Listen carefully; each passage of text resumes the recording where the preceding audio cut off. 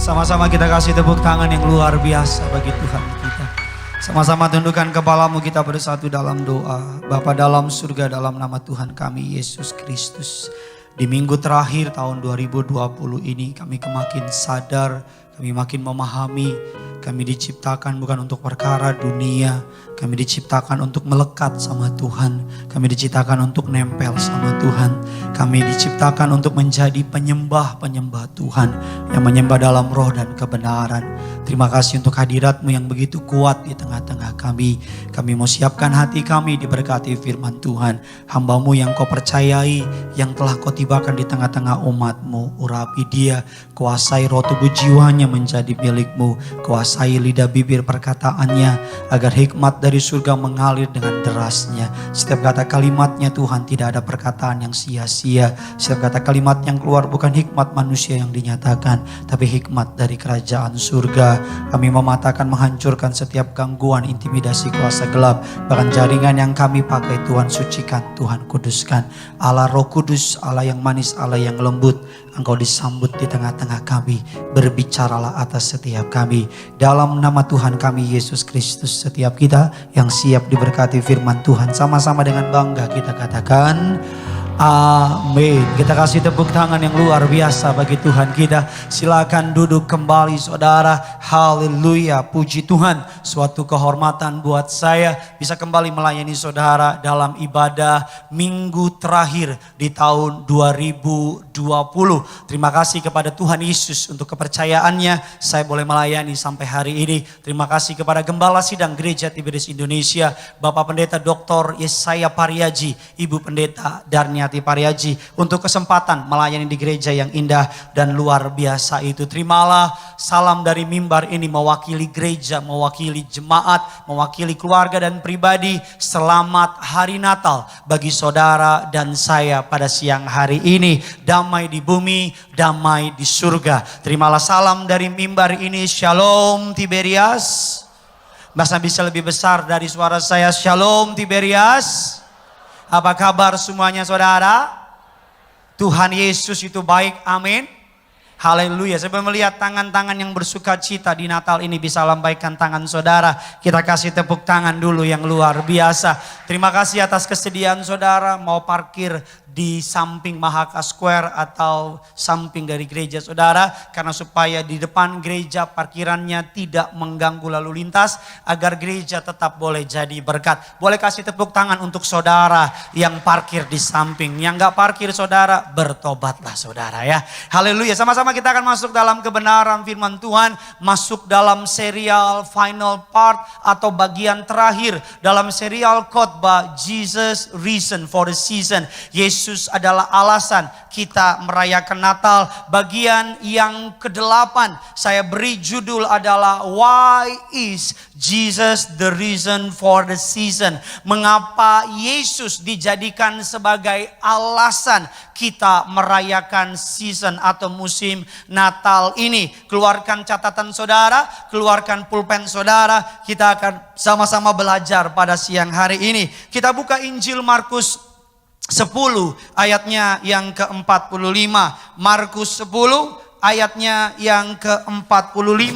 Yang sudah di sana sama-sama dengan saya katakan, saya pasti diberkati. Kurang semangat, lantai 3, lantai 4, lantai 2 sama-sama. 1, 2, 3, ya. Mantap jiwa. Yuk sama-sama kita baca. 3, 2, 1, ya. Karena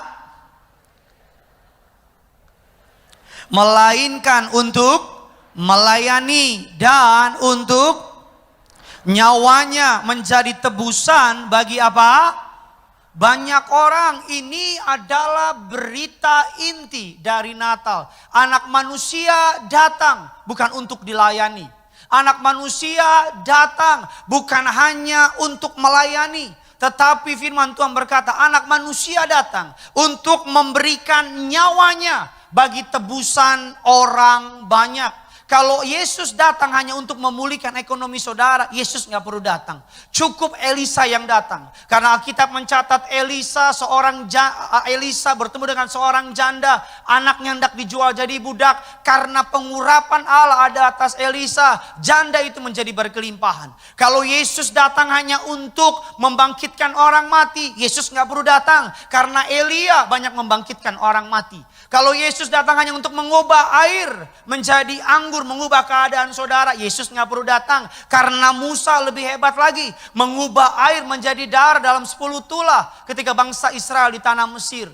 Kalau Yesus datang hanya untuk perkara-perkara yang sementara, dia nggak perlu datang, nabinya bisa melakukannya. Tapi Yesus perlu datang karena Yesus tahu bahaya terbesar yang orang percaya alami bukan kemiskinan. Karena kalau saudara boleh kekurangan, tapi kalau saudara percaya Yesus, kalau saudara mati, surga masuk saudara.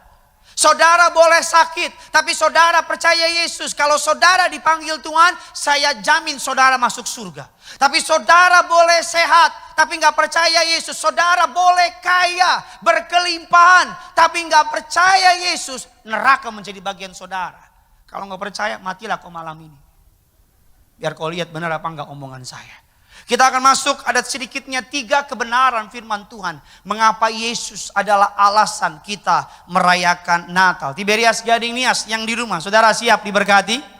Kasih tepuk tangan dulu di atas kepala saudara. Lebih dahsyat lagi buat Tuhan kita. Yang pertama, catat saudara. Saya catat dalam slide saya. Mengapa Yesus alasan kita merayakan. Jesus came to give his life as a ransom for many. Yesus datang ke dunia untuk memberikan hidupnya sebagai korban tebusan, sebagai korban pembayaran, sebagai alat untuk saudara dan saya pergunakan untuk saudara dan saya bisa bertemu dengan Bapa di surga. Alkitab menggambarkan Yesus lahir di kandang domba, bukan karena secara kontekstual tidak punya tempat. Tapi Yesus ingin mengajarkan Allah yang maha tinggi tidak memandang kesetaraannya dengan Allah sebagai sesuatu yang perlu dipertahankan. Makanya semua anak Tuhan harus orang yang rendah hati, katakan amin.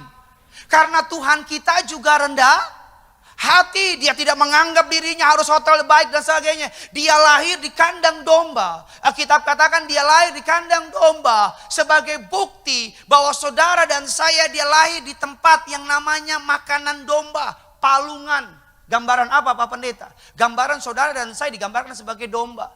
Alkitab menggambarkan, dinubuatkan bahwa Yesus akan menjadi makanan bagi umatnya. Yesus akan mati di kayu salib, tubuh dan darahnya yang setiap minggu kita nikmati akan menjadi makanan untuk saudara dan saya kuat selama hidup di bumi ini. Katakan amin.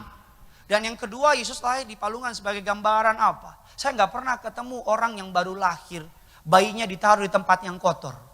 Karena palungan adalah tempat yang penuh dengan bakteri. Palungan adalah tempat yang penuh dengan kuman. Ketika anak saya lahir, saudara, kemarin 25 tepat 2 tahun. Ketika anak saya lahir, anak saya kalau saya mau pegang harus cuci tangan. Kalau saya pulang dari kantor, dari pelayanan, saya harus mandi. Karena jangan sampai kuman yang saya bawa dari luar, ketika saya pegang anak saya Genesaret, dia kena. Karena si anak kecil belum punya sistem imun yang kuat. Jadi nggak ada orang baru melahirkan bayi ditaruh tempat yang kotor. Tapi mengapa bayi Yesus ditaruh dalam palungan, tempat yang penuh dengan bakteri, tempat yang penuh dengan kekotoran. Sebagai gambaran apa? Allah yang maha kudus itu, Allah yang maha mulia itu mau datang di tengah kekotoran dunia untuk menebus saudara dan saya. Katakan amin. Yang pertama dikatakan dalam Galatia 4. Yuk sama-sama kita pelajari. Galatia 4 ayat 4 dan 5. Sama-sama kita baca. Saya baca ayat yang keempat. Tetapi setelah genap waktunya, Natal maksudnya di sini, maka Allah mengutus anaknya Yesus yang lahir dari seorang perempuan takluk kepada hukum Taurat. Ayatnya yang kelima, sama-sama kita baca. Supaya kita diterima menjadi apa? Sama-sama bilang sama saya anak Tuhan. Bilang kiri kanan saudara, kamu anak raja. Bilang sama yang baru ngomong, kamu juga anak raja. Tuhan datang ke dunia supaya saudara dan saya derajatmu kembali dinaikkan. Saudara dan saya menjadi anak raja. Katakan amin. Saya nggak pernah lupa berapa tahun yang lalu makan di sebuah restoran daerah Kelapa Gading. Sebuah restoran sampingnya tempat parkir yang cukup kotor. Tidak ada orang yang berani parkir di situ. Karena kalau parkir di situ takut sebagainya. Yang jaga orang-orang timur, saudara. Orang-orang yang kulitnya cukup lumayan gelap. Kalau mobil saya masuk dia tahu itu mobil pendeta. Langsung dia action keluar dari semak-semak. Terus. Padahal mobilnya udah stop. Terus. Ketika saya keluar, siap Bapak Raja, siap Bapak Raja. Siap Bapak Raja, saya baru tahu pendeta dipanggil Bapak Raja, siap Bapak Raja. Saya bilang, siap. Karena dipanggil Bapak Raja, kan anak Bapak kita kan Raja. Kita anaknya juga Raja. Masuk ke dalam karena dipanggil Bapak Raja, bungkusin deh. Lah kan udah dipanggil. Bapak Raja bungkusin, pulang amplopin deh. Tanya, berapa orang Bung? Siap, ada 5. Salah nanya dalam hati gue. Banyak banget.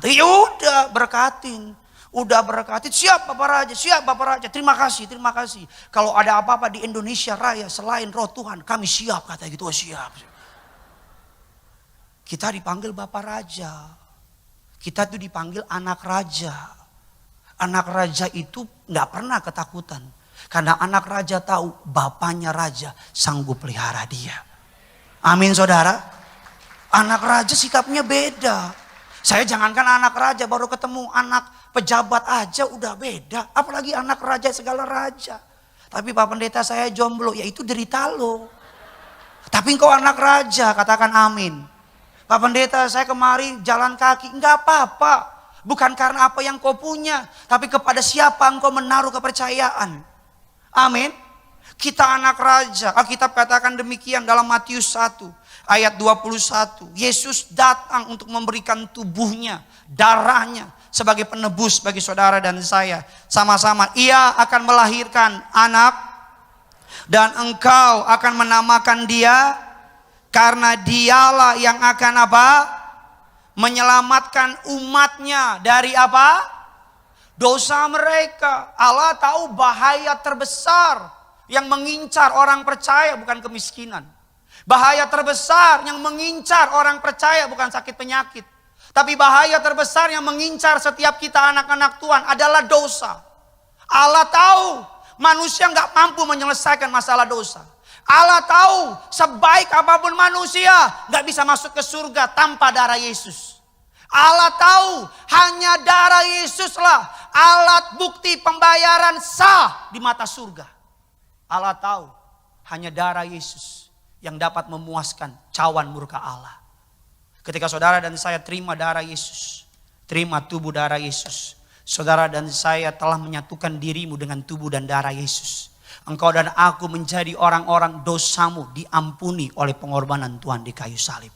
Pelanggaranmu tidak lagi diperhitungkan oleh karya keselamatan Tuhan di kayu salib. Katakan amin. Kita lihat ayatnya. Roma 4 ayatnya yang ke-7 dan ayatnya yang ke-8. Saya bacakan ayatnya yang ke-7. Berbahagialah orang yang diampuni pelanggaran-pelanggarannya dan yang ditutupi dosa-dosanya. 8 sama-sama kita baca. Berbahagialah manusia yang kesalahannya tidak. Pak Paryaji kalau khotbah awal tahun selalu beliau ngomong gini, yang lalu udah lalu, lupain. Beliau selalu bilang mari kita mulai dari awal. Kalau sudah pergi ke Pertamina pasti akan dibilang Pak dari nol ya. Ini minggu terakhir loh, 2020, minggu terakhir. Gak akan ada lagi minggu ini, karena besok 4-5 hari lagi udah 2021. Saya mau bilang sama saudara, ayo, bukan karena berarti dosamu yang dulu sudah diampuni, engkau bisa sembarangan buat dosa. Yang lalu-lalulah, udah yang lalu-lalulah. Ya apa yang kau buat kemarin minggu, 2 tahun yang lalu, 4 bulan yang lalu, bulan Januari, udahlah. Saya nggak perlu tahu kalau engkau bertobat Tuhan ampuni. Tapi keluar dari gereja ini sungguh-sungguh bertobat. Wah nggak ada yang amin nih. Saya ngomong sama pohon Natal aja gimana sus? Amin. Udahlah yang lalu-lalulah Pak, udahlah Pak. Yang dulu-dululah Bu. Anak muda udahlah, yang dulu-dulu lah. Nanti masuk tahun yang baru bertobat. Jangan nanti, sekarang. Pulang dari tempat ini bertobat, katakan amin. Karena Yesus datang untuk menjadi juru selamat bagimu. Ketika menjadi presiden, almarhum Gus Dur pernah menyampaikan sebuah kata sambutan yang disambut dengan penuh kontroversial. Dikatakan demikian, perayaan Natal harusnya dirayakan bukan hanya oleh orang Kristen. Tapi perayaan Natal harusnya dirayakan oleh seluruh orang umat beragama. Karena Yesus bukan hanya juru selamat orang Kristen. Tapi Yesus adalah juru selamat bagi seluruh orang beragama. Wah, aminnya kayak gak yakin nih saudara. Ayo dong kalau bangga jadi orang Kristen, tepuk tangan buat Tuhan kita. Amin. Lo yang ngomong kalau saya mah penistaan. Yang ngomong almarhum Gus Dur, petinggi ketua dari NU dan sebagainya. Dia yang ngomong, Yesus adalah juru selamat. Yang repot apa? Orang di luar kita percaya Yesus juru selamat. Ada banyak hari-hari ini pandemi ini banyak orang bertobat terima Yesus. Ada banyak orang hari ini kita yang sudah di dalam keselamatan, kitanya gimana? Kita yang sudah dalam Kristus, kitanya gimana? Jangan orang yang baru terima Yesus lebih maju dari kita. Jangan orang yang belum kenal Tuhan lebih sungguh-sungguh cari Tuhan daripada kita. Seringkali orang yang dulunya bukan Kristen, itu sekarang jadi Kristen. Seringkali lebih radikal, lebih sungguh-sungguh cari Tuhan daripada kita yang dari kandungan. Udah di USG ada Alkitab di kandungannya. Nah, lu jangan ketawa, lu bertobat, lu ketawa. Saya mau bilang ya, saya ngucap syukur loh. 2020 Tuhan kasih pandemi.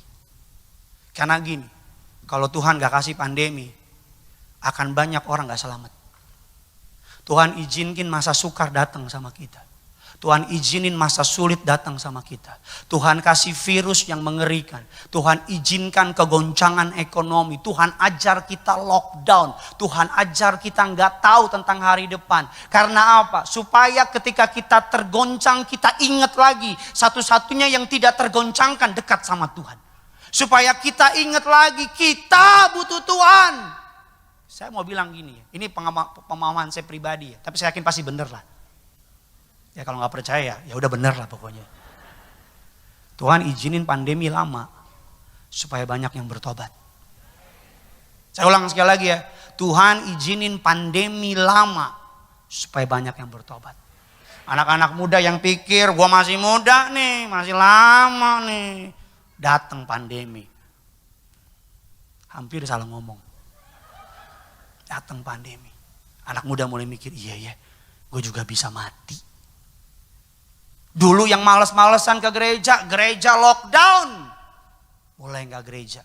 Aduh kangen ya, pengen gereja lagi. Dulu gereja lo main HP Bambang. Sekarang dalam gereja lockdown baru kangen gereja. Sekarang dibatas-batasin begini kan. Iya kan, biar kita tahu diri nanti. Nanti ya, saya gak tahu kapan ya. Mungkin tahun depan, mungkin 2 tahun lagi. Kalau gereja udah normal lagi, jangan pernah main-main ke rumah Tuhan. Amin. Kalau ibadah boyband Korea jam 2, datang jam 8 pagi. Saya mohon lah, tolong jangan parkir di depan lah, bikin susah saya itu. Yang pertama, yang kedua, mengapa Yesus datang ke dunia? Yang pertama, untuk memberikan tubuhnya sebagai persembahan atau penebusan ransom for a many. Yang kedua, mengapa Yesus datang? Ini masuk dari poin yang tadi. Jesus came to call sinners to repentance. Untuk bertobat. Lukas 5 ayatnya yang ke-31, 32. Yuk sama-sama kita baca. 1, 2, 3, ya. Lalu jawab Yesus kepada mereka. Katanya, yang memerlukan tabib, tetapi 32 sama-sama kita baca. Aku tetapi orang berdosa, supaya, sekali lagi, supaya mereka apa? Bertobat. Kita buka lagi dasar kebenaran firman Tuhan. Matius 3 ayat 1 dan 2. Dikatakan demikian Matius 3, 1 dan 2. Tolong ditampilkan Injil Matius 3. Pada waktu itu tampillah Yohanes Pembaptis di padang gurun Yudea. Sama-sama kita baca. Dan memberitakan apa? Sebab kerajaan surga sudah dekat. Injil Lukas 24, 47, 48. Sama-sama kita baca. 1, 2, 3 ya. Dan lagi berita tentang dan pengampunan dosa harus disampaikan kepada segala bangsa. Mulai dari mana? Ganti kata kamu dengan kata saya. Sama-sama kita baca. 1, 2, 3 ya. Saya. Sekali lagi saya. Saksi dari semuanya itu. Berita tentang pertobatan. Apa sih Natal? Berita tentang pertobatan. Kemarin anak saya ulang tahun, saya rayakan kecil-kecilan. Kurang lebih ngundang 5 juta orang. Orang kaya. Enggak kecil-kecilan, hanya keluarga inti, kakak beradik. Dan selama acara, pusat perhatian kami sama anak saya. Orang datang ucapin ulang tahun sama anak saya, bukan sama papanya. Selama acara mereka fokus sama anak saya. Mereka nggak fokus sama papanya, fokus sama anak saya. Bahkan di acara tempat di rumah saya kebetulan, di tengah-tengah rumah kami, anak saya berdiri di situ, semua orang panjang umurnya, panjang umur gitu. Semuanya fokus sama yang ulang tahun. Masih ada banyak jemaat yang kalau ulang tahun WA saya, Pak Pendeta, Merry Xmas. Padahal yang ulang tahun Kristus, Christ. Tapi kata Christ diganti dengan X. Misalnya papa saya namanya Edi Simanjuntak. Awas udah ledekin ya. Edi lu awas lu. Neraka hukumannya. Nggak mungkin saya panggil papa saya doang. Hai Pak E. Nggak mungkin. Taruh Christ. Taruh Kristus.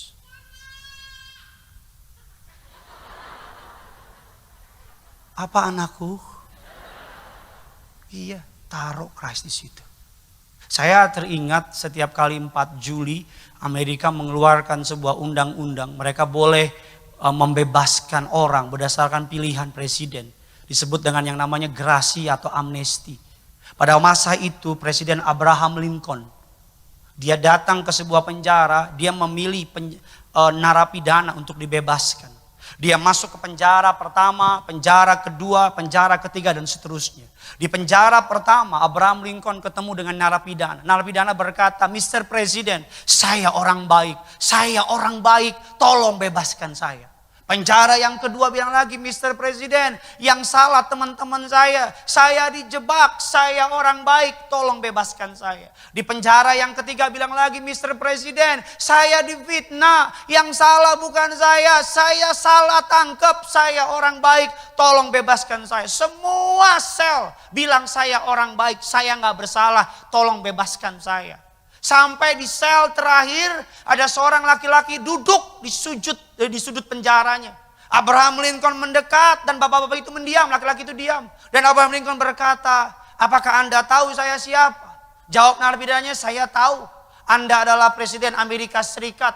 Ditanya lagi sama Abraham Lincoln, apakah kamu tahu apa yang bisa saya lakukan bagi hidup kamu?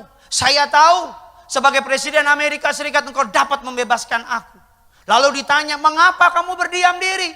Mengapa kamu tidak berteriak-teriak seperti temanmu yang lain berkata benar dan minta saya bebaskan? Apa jawaban narapidana itu? Saya orang jahat. Saya pantas ada di penjara. Kalau saya di penjara karena saya salah. Kalau saya di penjara karena memang kesalahan saya. Satu-satunya saya bisa bebas dari penjara ini karena kebaikan hati presiden. Bukan karena kebaikan saya. Mendengar itu Abraham Lincoln kaget. Kagum dia. Dia panggil kepala penjara. Sipir, kemari. Sipir datang. Ada apa Mr. Presiden? Dari tadi saya kunjungin semua di narapidana ngakunya orang baik. Gak ada yang ngaku orang jahat. Cuman itu di ujung tuh ngaku orang jahat. Gimana kalau orang jahat itu yang di ujung kita bebaskan. Supaya tidak pengaruhi orang baik yang lain ini semua di sini. Ada yang masih? Memang kalau Natalan kemarin banyak makan babi gak nyambung memang. Kemarin saya Natalan acara keluarga pesen babi BPK 5 kilo. Saya habisin 2 kilo. Ketika makan saya melihat anak manusia di surga. Kalau saudara bisa melewatkan 2020, semua karena anugerah. Kalau saudara bisa berdiri sampai hari ini, semua karena kebaikan. Semua karena pertolongan, bukan karena kuat gagah kita. Amin saudara, bukan karena kemampuan kita. Nanti tanggal 31, Gereja Tiberias mengadakan ibadah online. Karena kalau offline kita takut terlalu banyak lagi gak jadi berkat. Pak Pariaji yang pimpin jam 10, beliau mau pimpin, sesenang sekali beliau mau pimpin. Saya mau bilang jangan lewati pergantian tahun. Sebagai pendeta yang dipercaya jam 2 di tempat ini, saya kurang lebih udah 2000 tahun lah jam 2 di sini. Saya mau bilang ya, sebagai pendeta, sebagai pastor saudara, saya mau bilang ya, jangan lewati pergantian tahun, detik-detik tahun terakhir 2020, menit-menit awal tahun 2021 tanpa hadirat Tuhan. Saudara yang punya schedule ke tempat lain tanpa cari Tuhan, batalin. Saudara yang punya rencana untuk party-party di Bundaran HI gak kemana-mana, tetap di situ dia. Batalin. Pergantian tahun sebagai pendeta saudara, saya mohon for the love of God, untuk kasih Tuhan, demi kasih Tuhan, datang di pergantian tahun cari Tuhan. 365 hari 2020 dia jaga pelihara saudara. 52 minggu selama setahun ini dia gak pernah lalai tolong saudara. Setiap hari, setiap minggu di tahun 2020 dia pelihara saudara dan saya. Masa sih gak bisa 2 jam cari Tuhan? Amin. Apalagi Pak Pariaji yang pimpin. Beliau pimpin di pergantian tahun, beliau pimpin perjamuan kudus. Makanan pertama di menit-menit tahun 2021, tubuh darah Yesus. Wah amin, yang kurang semangat. Tubuh darah Yesus. Habis itu ambil minyak urapan. Urapi istrimu, anak-anakmu, keluargamu. Habis itu ngapain? Berlutut. Kamsia sama Tuhan. Tuhan walaupun 2020 berat, tapi aku dapat melewatinya bersama dengan Engkau. Aku serahkan 2021 ke dalam tangan Tuhan. Jangan takut. Kalau engkau lakukan itu, 2021 akan jadi tahun berkat, tahun kemenangan, tahun mukjizat buat saudara. Jam 10 Pak Pariaji pimpin. Jangan lupa jam 6 Gideon pimpin juga. Kan cuma info. Yang keempat, yang ketiga, yang terakhir saudara. Mengapa Yesus adalah alasan kita merayakan Natal. Yang pertama dikatakan Yesus datang untuk memberikan hidupnya sebagai korban penebus saudara dan saya. Yang kedua untuk memanggil orang-orang berdosa supaya bertobat. Yang ketiga mengapa Yesus datang ke dunia dan apa alasannya Yesus menjadi reason for the season. Yang ketiga, yang terakhir, Yesus datang untuk memberikan eternal life. Jesus came, Yesus hadir untuk menyediakan hidup kekal bagi saudara dan saya. Firman Tuhan mengatakan bagi orang percaya tidak ada yang perlu ditakutkan dengan namanya kematian. Katakan amin. Satu-satunya kepercayaan yang menganggap kematian adalah tidur sesaat hanya kekristenan. Satu-satunya kematian, satu-satunya agama yang menganggap kematian hanya tidur sesaat hanya kekristenan. Satu-satunya agama yang mempercayai kematian adalah tutup mata di bumi, buka mata di surga adalah kekristenan. Karena ketika kita dalam Kristus, kita mati tutup mata, kita buka mata, sudah bersama Tuhan di surga. Amin saudara. Karena berita tentang hidup kekal, berita tentang yang namanya neraka dan surga, gereja harus terus sampaikan. Biar tujuan saudara gak lagi soal cuman cien, gak cuman untung rugi, laba rugi. Biar saudara mulai memikirkan kehidupan kekal. Dasar kebenaran firman Tuhan, kita lihat Injil Yohanes 3 ayat yang ke-18. Injil Yohanes 3 ayat yang ke-18, sama-sama kita baca. 3, 2, 1, iya.